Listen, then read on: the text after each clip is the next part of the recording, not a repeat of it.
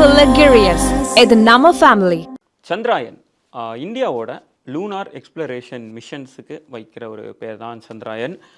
போன வருஷம் சந்திராயன் 3 வந்து வெற்றிகரமாக நடந்து முடிஞ்சது. இந்த திட்டம் வந்து உண்மையாக ஒரு ரெவல்யூஷனரியான ஒரு திட்டமாக இருந்தது. எதனால் அப்படின்னா முதலாக மூனோட சதர்ன் போலில் ஒரு ராக்கெட் வந்து லேண்ட் ஆகி சாதனை படைச்சது.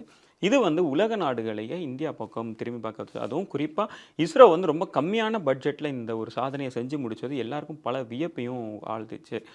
இப்படி இருக்க சந்திராயன் 4 எப்போ நடக்க போகுது, சந்திராயன் 4ல் என்ன புதுமைகள் இருக்குது அப்படின்னு சொல்லிட்டு பல கேள்விகள் எழுந்தது. அண்ட் அதுலேயும் சின்ன ஒரு கிளிம்ஸும் ரீசெண்டாக சோம்நாத் அவர்கள் கொடுத்துருந்தாரு. அதாவது என்ன அப்படின்னா சந்திராயன் 4 மூலமாக நாங்கள் வந்து மூன் சாயில் பூமிக்கு எடுத்துகிட்டு வர போகிறோம் அப்படின்ற ஒரு விஷயத்த அவர் சொல்லியிருந்தார். ஸோ ஓகே, அது சொல்லி முடிச்சுட்டு அதுக்கப்புறம் அதோட நின்றுச்சு. இப்போது ரொம்ப நாள் கழிச்சு அதுக்கான சில அப்டேட்ஸையும் அது எப்படி செய்ய போகிறோம் அப்படின்ற சில விஷயங்களையும் அவர் சொல்லியிருக்காரு. அண்ட் அதை தான் நாம் இந்த வீடியோவில் பார்க்க போகிறோம். முன்னாடியே சொன்ன மாதிரி சந்திராயன் 3 வந்து பயங்கர ஒரு வெற்றிகரமான ஒரு மிஷனாக முடிஞ்சது. அப்படி இருக்கப்போ சந்திராயன் 4ல் வந்து மூன் சாயில் பூமிக்கு எடுத்துகிட்டு வரணும் அப்படின்ட்டு சோம்நாத் அவர்கள் சொல்லியிருந்தார். அது மட்டும் இல்லாமல் இந்த திட்டம் வந்து, அதாவது மூன் சாயில் வந்து பூமிக்கு எடுத்துகிட்டு வர்றது ரொம்ப ஈஸியானது இருக்காது, இதில் நிறையா காம்ப்ளிகேஷன்ஸ் இருக்குது அப்படின்றதையுமே அவர் அட்மிட் பண்ணியிருந்தார். அண்ட் இதுக்கான நிறைய செலவும் ஆகும் அப்படின்னு சொல்லியிருந்தார். இப்படி இருக்க இந்த திட்டம் வந்து 2 ஃபேஸ் திட்டமாக இருக்கும் அப்படின்றத அவர் ரிவீல் பண்ணியிருக்காரு.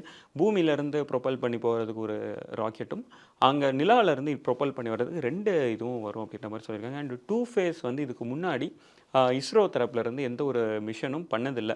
ஸோ இதுதான் முதலாக ஒரு 2 ஃபேஸ் மிஷனாக இருக்க போகுது அப்படின்றத நம்ம தெரிஞ்சுக்கணும்.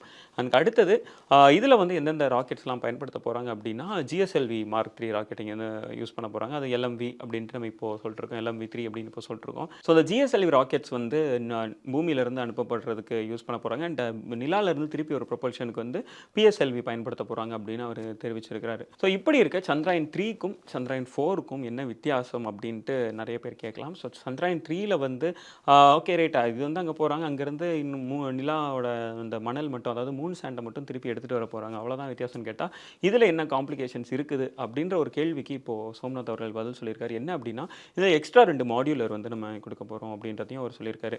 ஸோ யூஸ்வலாகவே சந்திராயன் 3 பார்த்தோம் அப்படின்னா இல்லை மொத்தம் 3 மாடியூலர் இருக்கும். என்ன அப்படின்னா ப்ரொபல்ஷன் மாடியூல் ஒன்று இருக்கும், அதுக்கப்புறம் அங்கே லேண்டர் இருக்கும் அண்ட் ரோவர் இருக்கும். ஸோ இந்த 3 மாடியூல் தான் சந்திராயன் 3ல் இருந்திருக்கு. அண்ட் சந்திராயன் 4ல் மொத்தம் 5 மாடியூல் இருக்கும் அப்படின்றத அவர் சொல்லியிருக்கிறாரு. ப்ரொபல்ஷன் மாடியூல் ஒன்று இருக்குது, அப்புறம் டிசெண்டர் மாடியூல் அப்படின்ற ஒன்று இருக்குது, அசெண்டர் மாடியூல் அப்படின்னு ஒன்று இருக்குது, transfer module and reentry module. So இந்த 5 மாடியூல்ஸ் வந்து சந்திராயன் 4ல் இருக்க போகிறதா அவர் தெரிவிச்சிருக்காரு. ஸோ ப்ரொபல்ஷன் மாடியூல் வந்து இங்கேருந்து லான்ச் பண்ணுறதுக்கு தேவையான ஒரு விஷயம் தான் ப்ரொபல்ஷன் மாடியூல். அடுத்தது டிசெண்டர் மாடியூல். ஸோ டிசெண்டர் மாடியூல் வந்து லேண்டர் மாதிரி நம்ம எடுத்துக்கலாம். இப்போது சந்திராயன் 3ல் லேண்டர் என்ன ஒரு வேலை செஞ்சதோ அதே வேலையை இங்கே டிசெண்டர் மாடியூல் செய்யும் அப்படின்ற மாதிரி பார்த்துக்கலாம். அசெண்டர் மாடியூல் அப்படின்னு ஒன்று இருக்குது. ஸோ அசெண்டர் மாடியூலோட வேலை என்ன அப்படின்னா அங்கேருந்து அந்த நிலாவோட அந்த மூன் சாயில் எல்லாத்தையும் எடுத்துகிட்டு அது வந்து அங்கே டிசெண்டர் மாடியூல்லேருந்து எஜெக்ட் ஆகிடும். அந்த அசெண்டர் மாடியூல் அப்படின்றது அந்த எஜெக்ட் ஆன அந்த அசெண்டர் மாடியூலில் ட்ரான்ஸ்ஃபர் மாடியூல் இருக்குல்ல, அது வந்து அதோட கனெக்ட் ஆகிட்டு அது வந்து மறுபடியும் ரீலான்ச்சுக்கு ரெடி ஆகிடும். அதுக்கப்புறமா ரீஎன்ட்ரி மாடியூல், அந்த அசெண்டர் மாடியூல் எடுத்து அந்த மூன் சாயிலை எடுத்துகிட்டு ரீஎன்ட்ரி மாடியூல் வந்து பூமிக்கு திருப்பி வந்து லேண்ட் ஆகும். ஸோ இதுதான் சந்திராயன் 4ஓட ஒரு ப்ராசஸாக இருக்க போகுது. அண்ட் இது 2 ஃபேஸ் அப்படின்றதுனால சந்திராயன் 3க்கு செலவழிச்சதை விட ரொம்ப அதிகமாகவே இதுக்கு செலவாகும் அப்படின்றதும் நம்ம சொல்லியிருக்கிறாங்க. இப்போது வந்து இது மூன் சாயில் இது வரைக்கும் எந்தெந்த நாடுகள் எடுத்து வந்திருக்காங்க அப்படின்னு கேட்டோம் அப்படின்னா நாசா எடுத்திருக்காங்க, அதாவது அமெரிக்கா, அடுத்தது ரஷ்யா எடுத்திருக்கிறாங்க, அண்டு சைனா எடுத்திருக்கிறாங்க. இப்போ இந்தியா அதை சாதிச்சிட்டாங்க அப்படின்னா உலகத்திலே 4வது நாடு அப்படின்ற ஒரு பெருமையை இந்தியா பெறும்.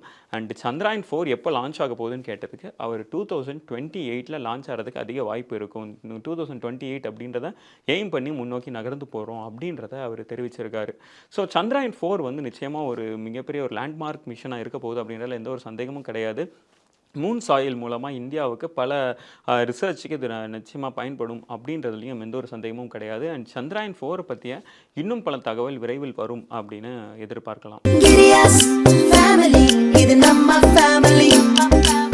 Luxurious. இது நம்ம ஃபேமிலி.